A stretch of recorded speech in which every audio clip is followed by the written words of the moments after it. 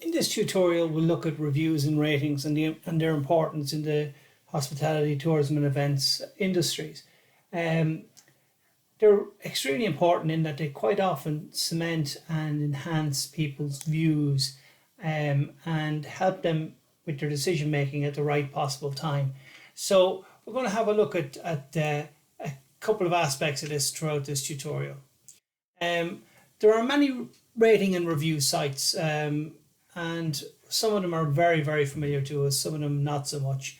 But it really depends on what our hobbies and interests are as to which ones are the most important and most familiar to us. Okay, but with regards to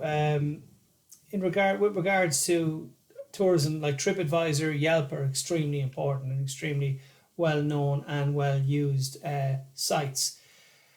Right, well, the whole idea is inspiration versus information. So really, why do we use reviews? Quite often we use reviews to try to help us make a decision, or in some case actually make sure that we have made the right decision. Quite often people use review sites at the latter stages of the decision making process, just to confirm that they have made the right decision and that they aren't making mistakes somewhere along the line. So sources of inspiration. When you look at this, inspiration comes from family, friends, colleagues, internet, TV, all the way down to 800 numbers and travel groups, etc. When it comes to information, the internet is by far the most common source of information. So when you think about this, these two combined, friends, family and colleagues, and the internet, are hugely important with helping us review different things and so on. Our data shows that a really small percentage of reviews are actually 3 stars or less, which means the vast majority are great. Still, you won't always get good reviews. But negative reviews are nothing to be afraid of, and they can actually help your business. Dealing with negative reviews is easy. Don't panic. First of all, resist the urge to delete the review. Publishing negative reviews is actually good. It shows you have nothing to hide and boosts the trust in your positive reviews. Then respond to the review publicly to show that you care about the issue and that you made an effort to resolve it. Next, see if you can learn anything from the review. Maybe you just need to change the content on your product pages or update your average shipping times. Finally, follow up with the customer to make sure they're happy. So instead of remembering a negative experience with you, they remember a positive one. Okay, now these 5 steps are hugely important when we have to manage a review and manage somebody's either positive or negative review. And the whole idea of don't panic, no knee-jerk reaction, the old adage of sleep on it. I don't necessarily mean that we have to spend 24 hours sleeping on it, but think about it before you leap in. Sometimes, we can go into something quite hot-headed and regret it after. So please don't, okay? With regards to reviews being published, they're right here. When it comes to negative reviews, if there was nothing negative about something, some people go, there's a problem here, and other people go, no, that's great. But with regards to these, nothing's perfect, and it's how you actually manage the review is as important. Respond, and do so in a timely fashion. Learn. Quite often if somebody makes a comment on this, it quite often isn't a personal thing, it's a business thing, and we've got to take it that way. We've got to look at it and say, right, okay, we could improve certain things. How could we do it? What should we do? And follow up. The whole idea of a follow up is in the case of both negative and positive, it's excellent to follow up on this and to make sure that you're doing the right things over and over, or you're not doing the wrong things over and over. This is a very simple little graph, but again, along with the 5 points that we've seen from the previous little video here, I think it's really important to look at this, okay? What's said in a review response? So what should you focus on?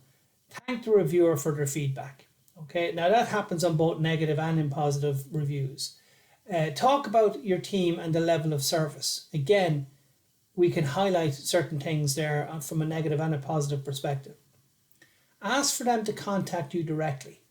Okay, quite often in the case of a negative response or a negative review, it's quite often to take it offline, or quite common to take it offline. But let people know that you're doing so. Like the whole idea of please contact me directly. Here's my contact address or number or whatever the case might be. And once you've handled it, make sure you come back on and let people know that it's been handled and that hopefully there's been a positive outcome. Talk about their experience, positive and negative, that's good. Invite them to come back, sympathise and apologise, and reinforce the good. Quite often it's really important to highlight. But most important thing about a review is that we listen. Okay? That we listen and we don't just dismiss it offhand. It's very, very important that we understand where they're coming from and we listen to them, and hopefully we tackle their problem if they have a problem, or if it's a good thing, well then we reiterate and reinforce. Okay, so we have a number of examples here, and the first one here is, and if we all just take a second to read it here, from Honda. Okay, so disappointed with the dealership, blah blah blah. Okay, and the response here is, for starters here, this is the 19th of January, this is the 20th of January, it's early morning. So in other words, the response is, timely. We would like to apologise for your negative experience at our dealership. Again, we've listened to them. We'd like to learn about that. That's another point that was brought up in the video here, about your specific situation. And then if you wouldn't mind giving us a call at your earliest convenience, it would be greatly appreciated. Again, taking it offline and showing that you've got a firm handle on the situation and that you're dealing with it. Okay, now what I wanted to show you about this, we don't need to read all of this, but it's not a very bad review. It's not a great review. It's a 3-star out of 5-star review. But they're saying that they're not overwhelmed by the actual experience that they had at this place. But what is interesting about this is when you look at their response, while I'm glad you appreciate our high quality ingredients, I'm sorry you were disappointed with our pizza. I completely agree that the sauce and the crust are important to making it. That's why we make our own dough, and so on and so forth. Now, what is important here from my perspective is, you're talking about, the length of time they actually took to respond to this particular review. So it was left unattended. I won't say ignored, but for quite a period of time. So, and let's be honest, for the guts of a month there. So, we've got to really think about this and say, right, if we can avoid this is, that's the way to go. So it's not the greatest response either. It doesn't build in all the points we've made earlier on about the, understanding, listening, and going to deal with, and so on. Okay. Here's a 2-star review, and here's the response. Okay. Now, read into that what you will, but it's not a great response. And really, if somebody was looking at this, the actual accommodation provider doesn't look great in this situation here. Now, here we have the 27th of November 2015, and it's about a flight, and it's about having no movies on the flight and so on. Okay. Now, there's no mention of whether these people actually spoke to anyone on the flight, or anything could be done, or whether there was another seat that they could have gone to or whatever. But with regards to JetBlue, what they've actually done is quite good here. We always hate it when this happens. Now, for starters here, that means that it sounds like it happens quite a bit, which is not great. But send us a direct message with your confirmation code to get your credit for the non-working TV. So it doesn't actually fix it, but it does show that they're actually listening and that they, that they're sympathizing. It doesn't say that they're sorry. It doesn't, so it does certain things quite well, and it does other things not so well. But with regards to certain things here, you can see that the timeline is very good, the 27th of November throughout. Okay, so we've learned a few things from the earlier slides here about what we should do and how we should do it. Okay. Now, here's quite a long one, but really what happened is a flower delivery didn't happen on time, and somebody emailed them in and said, listen, we're not happy with this. But within the same day, February the 16th, obviously it was for Valentine's Day, and but 10:55 a.m. So very quickly they responded and said somebody will be contacting you today. So they're taking it offline. They actually have their phone number. They know who they are. They've taken the time and effort to look into this, and then they go on.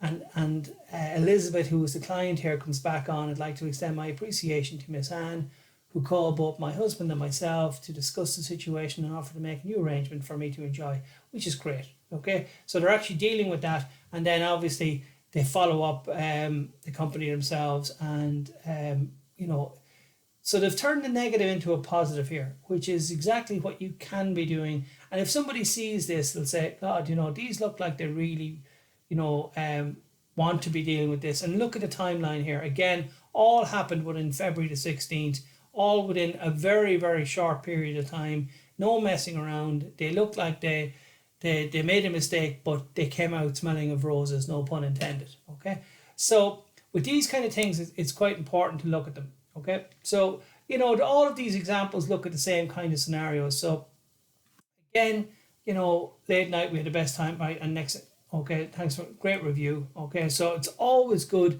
and to accentuate the good things, okay, to recap on those and to put them out there. Okay, so what we're going to look at here, we're going to look at Yelp and we're going to look at TripAdvisor, and we're just going to look very, very briefly at these. They're not difficult to actually set up. It's the maintenance which is very important, that we have our finger on it and how we manage it, and we are committed to it, and it's somebody's job to do so. So first of all, Yelp, and what we're looking for here is, if we look for something in a Thai, and we can see here that there are a number of different things it shows you here. And then the next thing is, if I want to add a business, it's down here in the bottom. Click to add a business. Yes, this is my business, and then you add the details and so on. Okay, so very simple to add your business to it. Confirm email address. So that means that they've sent an email to us and we've got to confirm it. So the email address is, you're confirming that this is you and so on. Okay, and then you sign in and off you go and set up your business that way. So it's actually very straightforward, and that you verified your email address and so on. Okay, TripAdvisor. So I can view reviews for Kilkee Castle, which is a hotel just outside Castledermot. Okay, and write a review. So again, here it's very simple to write a review. Many of you probably have done it, but really what we're talking about is looking back at the 5, 6, 7 or 8 points that we made earlier on in this tutorial about what we should look at when responding to a review. Okay, so add a listing in TripAdvisor, tripadvisor.com/add a listing, and in you go here, and it gives you, it's kind of like a certain questionnaire. It gives you certain things to answer about this, and you can write a review or no. Okay, so it's very straightforward, and with this in mind, optimize your listing, manage your reviews, track your performance, all part of the service at TripAdvisor.